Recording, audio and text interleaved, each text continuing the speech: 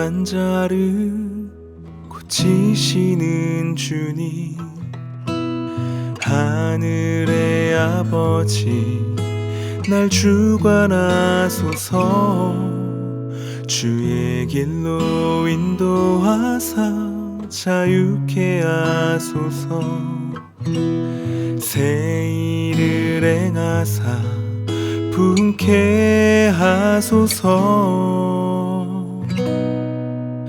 성령으로 채우사 주보게 하소서. 주의 임재 속에 은혜 알게 하소서. 주 뜻대로 살아가리 세상 끝날까지. 나를 빚으시고 새날 열어주소서. 의에 줄이고 목이 마르니 성령의 기름 부소서. 의에 줄이고 목이 마르니 내 잔을 채워주소서.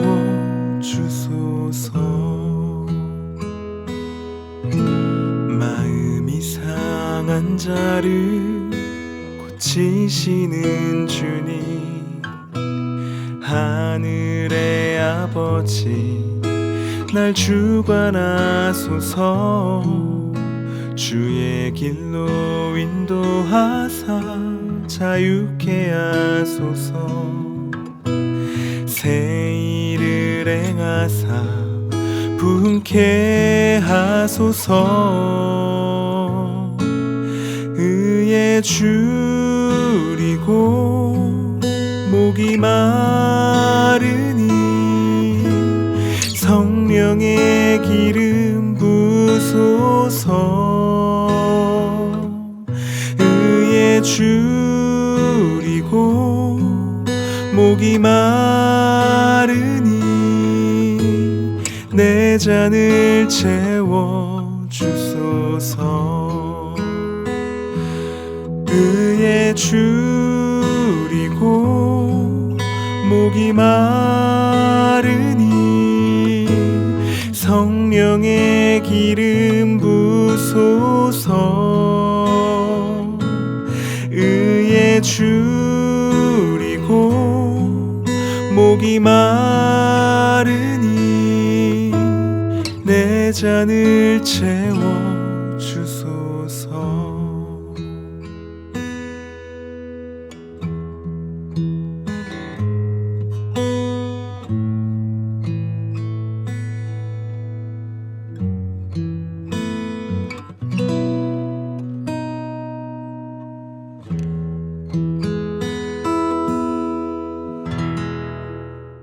창세기 27장 11절부터 14절까지 말씀입니다. 야곱이 그 어머니 리브가에게 이르되 내 형 에서는 털이 많은 사람이요 나는 매끈매끈한 사람인즉 아버지께서 나를 만지실진데 내가 아버지의 눈에 속이는 자로 보일지라 복은 고사하고 저주를 받을까 하나이다. 어머니가 그에게 이르되 내 아들아 너의 저주는 내게로 돌리리니 내 말만 따르고 가서 가져오라. 그가 가서 끌어다가 어머니에게로 가져왔더니 그의 어머니가 그의 아버지가 즐기는 별미를 만들었더라. 아멘. 이삭의 아내이자 쌍둥이 에서와 야곱의 어머니인 리브가는요, 영적으로 참 민감한 여인이었습니다.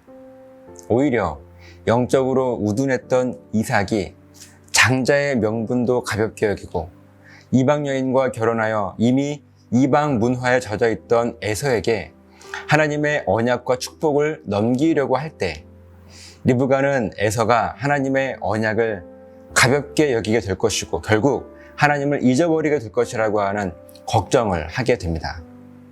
그리고 리브가는요, 이 쌍둥이를 임신했을 때부터 지금까지 단 한 번도 잊지 않았던 하나님의 말씀이 있었습니다. 큰 자가 어린 자를 섬기리라. 그 당시에는 이 말씀의 의미를 잘 몰랐습니다. 그러나 에서와 야곱이 성장하며 살아가는 모습을 보면서 왜 하나님께서 그때 그런 말씀을 하셨는지 하나하나 깨닫고 또 정리하고 있었습니다. 그리고 때가 되어 리브가는 결단을 하죠. 비록 세상적인 기준으로 볼 때 옳지 않은 일일지 모르지만 리브가는요, 하나님 앞에서 꼭 해야 할 일을 계획합니다. 바로 이삭을 속이고 에서에게 아픈 상처를 주게 되더라도 야곱을 통해서 하나님의 언약과 축복을 이어갈 수 있도록 하는 일이었습니다. 그래서 이삭이 에서를 축복하기 위해 사냥을 해서 음식을 준비해달라고 했을 때 사냥을 위해 집을 나간 에서를 보고 얼른 야곱을 불러서 대신 축복을 받을 수 있도록 하며 오늘 본문이 이어집니다. 11절 12절 말씀입니다. 야곱이 그의 어머니 리브가에게 이르되 내 형 에서는 털이 많은 사람이요 나는 매끈매끈한 사람인즉 아버지께서 나를 만지실진데 내가 아버지의 눈에 속이는 자로 보일지라 복은 고사하고 저주를 받을까 하나이다. 갑작스러운 어머니의 재촉에 야곱은 겁이 났어요. 그래서 어머니 리브가에게 말합니다. 어머니, 나의 형 에서는 털이 많은 사람이고 나는 이렇게 피부가 매끈하고 부드러운 사람인데 아버지가 분명 나를 만져보고 에서가 아니라 야곱인 줄 알 텐데 그러면 복은 고사하고 저주를 받을까 무섭습니다. 지금 야곱은요, 어머니 리브가가 왜 자기에게 이런 어렵고 힘든 일을 시키는지 모를 것입니다. 그러나 리브가는 하나님 앞에 분명한 책임감이 있었고 사명이 있었습니다. 이 사명이라고 하는 것은요, 리브가가 특별히 더 사랑했던 이 막내 아들 야곱에게 하나님의 언약과 축복권을 넘겨주어야 한다는 단순히 이 정도의 마음이 아니었습니다. 리브가가 가졌던 사명은요, 아브라함을 통해서 시작된 하나님의 언약과 축복이 절대로 사라지거나 잊혀지거나 그 본질이 왜곡되지 않도록 해야 한다는 사명이었습니다. 이를 위해서 지금 리브가가 해야 했던 이 일은요, 어떻게든 큰아들 에서가 하나님의 언약과 축복을 받게 해서는 안 되는 일이었습니다. 그래서 남편 이삭과 에서에게 거짓말을 하게 된 것입니다. 그리고 리브가는 이 사명을 감당하기 위해서 더 큰 위험까지 감수하게 됩니다. 13절입니다. 어머니가 그에게 이르되 내 아들아, 너의 저주는 내게로 돌리리니 내 말만 따르고 가서 가져오라. 영문도 모른 채 두려워하는 야곱에게 리브가가 단호하게 말합니다. 내 아들 야곱아, 이제부터 정신 똑바로 차리고 내 말을 잘 들어야 한단다.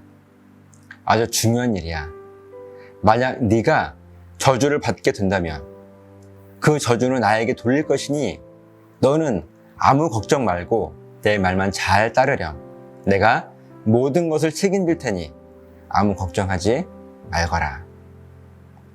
리브가의 이 말에 야곱은요, 염소 새끼 2마리를 가져왔고 리브가는 이삭이 즐기는 별미를 만들었습니다.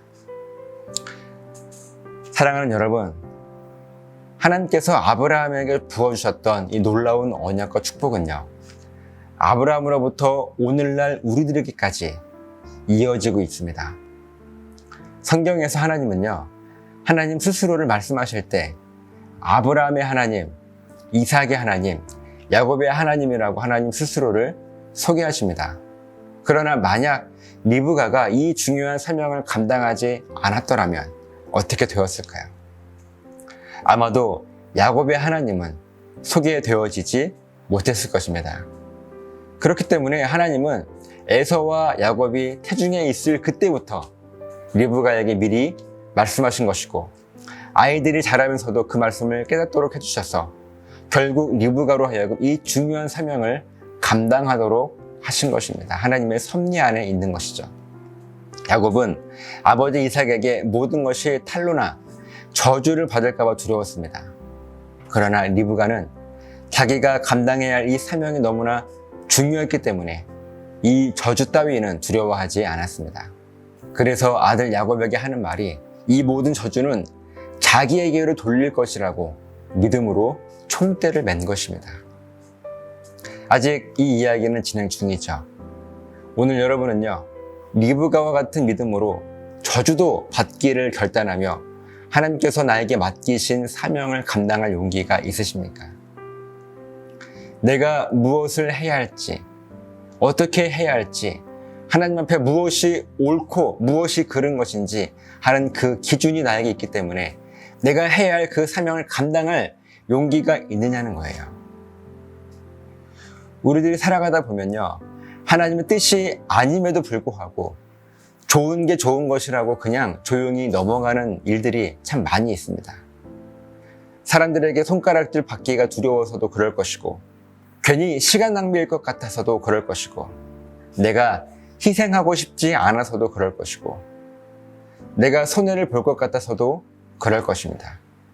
분명 하나님의 뜻이 아닌 줄 알지만 방금 말씀드린 그 이유 때문에 우리들은요, 아무것도 하지 않습니다. 그렇다면요, 우리들에게 야곱의 하나님은 사라져 버릴 것이고 하나님의 언약과 축복은 딱 이사까지였을 것입니다.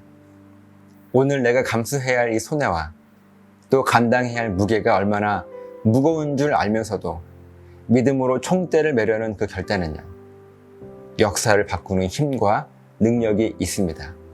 사랑하는 여러분, 이 믿음을 가지고 나에게 맡겨진 이 사명의 총대를 매려고 하는 그 도전을 해보시지 않으시겠습니까?